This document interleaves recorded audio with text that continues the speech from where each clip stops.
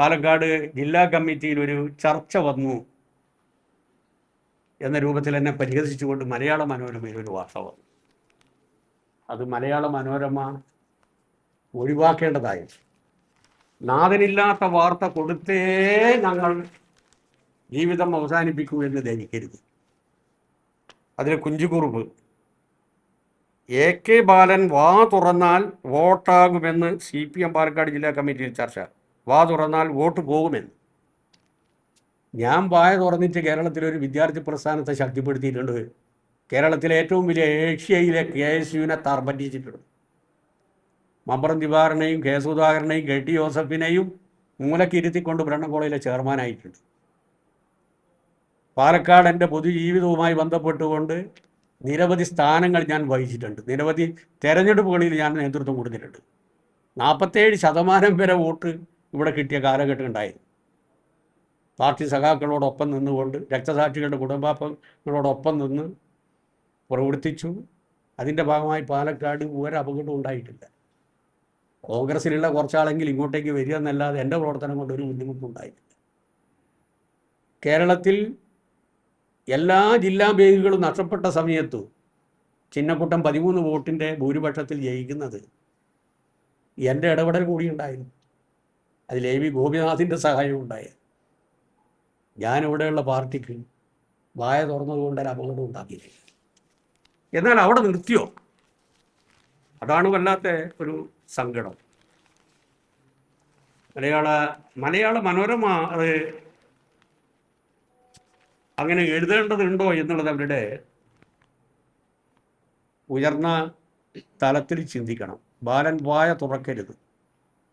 AK ബാലനോട് തെരഞ്ഞെടുപ്പ് കഴിയുന്നത് വരെ വായ തുറക്കരുതെന്നും നിർദ്ദേശിക്കണമെന്നും ഇങ്ങനെ വായ തുറന്നാൽ പാർട്ടിക്ക് വോട്ടുകൾ നഷ്ടപ്പെടുമെന്നും പാലക്കാട് ജില്ലാ കമ്മിറ്റിയിൽ അഭിപ്രായം ഉയർന്നു. ബാലൻ മിണ്ടാതിരുന്നാൽ എന്താവശ്യമെങ്കിലും മിണ്ടാതിരിക്കാൻ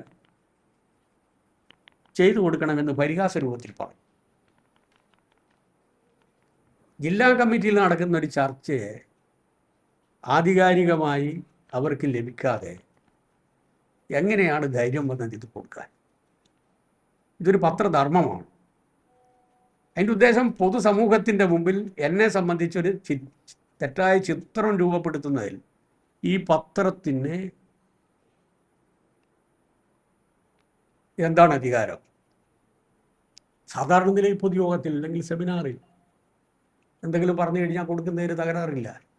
പാർട്ടിക്കുള്ളിൽ പറയുന്ന കാര്യങ്ങൾ കൊടുക്കാമെങ്കിൽ എൻ്റെ വീട്ടിൽ നടക്കുന്ന ചർച്ചയിൽ നാളെ മലയാള മനോരമ കൊടുക്കുന്നത് AK ബാലൻ്റെ ഭാര്യയോട് ഇന്നേത് പറഞ്ഞതായി ഞങ്ങൾ കണക്കാക്കുന്നു. എന്തെല്ലാം കുഴപ്പമുണ്ടാവുക?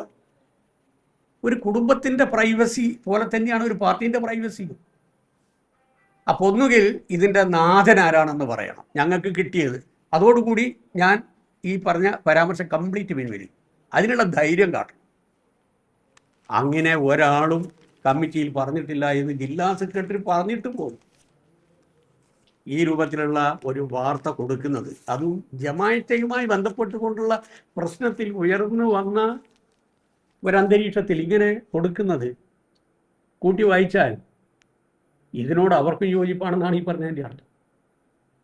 അപ്പം മേലിൽ ഈ രൂപത്തിലുള്ള വാർത്ത കൊടുക്കാതിരിക്കുന്നതിനുള്ള ശ്രദ്ധ, ഇടപെടൽ മലയാള മനോരമയുടെ മാനേജ്മെൻറ്റിൻ്റെ ഭാഗത്തുണ്ടാകണം, നിർബന്ധമാണ്. അല്ലെങ്കിൽ ഞങ്ങൾ ഇന്ന കാര്യങ്ങൾ ഇന്ന സ്ഥലത്ത് നിന്ന് കിട്ടി എന്ന് പറയാനുള്ള ആർജവം കാട്ടണം, തൻ്റെ ഇടം ഉണ്ടാകണം.